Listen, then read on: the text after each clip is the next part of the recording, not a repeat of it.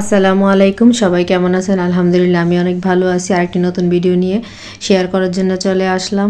তো সকালে উঠে প্রথম কাজ হচ্ছে চা কিংবা কফি খাওয়া, তারপরে ঘরের প্রতিটা কাজ শুরু করি।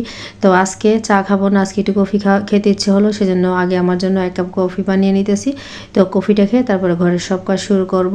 আর কফির সাথে আছে মজাদার একটা বিস্কিট, আর এই বিস্কিটটা আমার কাছে খুবই ভালো লাগে, আমার খুবই পছন্দের একটা বিস্কিট। এই বিস্কিটটা খুবই মজা, আপনারা খেয়ে টেস্ট করতে পারেন, আসলে খুবই মজাদার।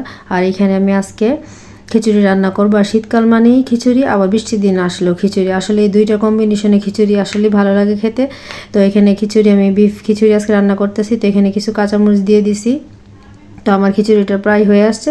তো এখন আমি ধনিয়া পাতা দিয়ে দিব। শীতকাল মানে হচ্ছে আসলে ধনিয়া পাতা, কাঁচামরিচ এগুলো ফ্লেভারই থাকে অন্যরকম, আর এগুলো দিলে আসলে খাবারের স্বাদটা আমার কাছে মনে হয় দ্বিগুণ তিনগুণ বেড়ে যায়।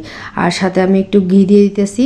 তো ঘি দেওয়ার পরে তো আর খাবারের কথা তো বলার অপেক্ষাই রাখে না। তো আলহামদুলিল্লাহ সব কাজটা শেষ করে সবাইকে খাবার দিয়ে তারপরে আমি খেতে বসে গেলাম। আমার হাতের বানানো আচার আর সাথে আছে বিফ খিচুড়ি, দুইয়ের কম্বিনেশনে আসলে আজকের খাবারটা আলহামদুলিল্লাহ খুবই অসাধারণ ছিল।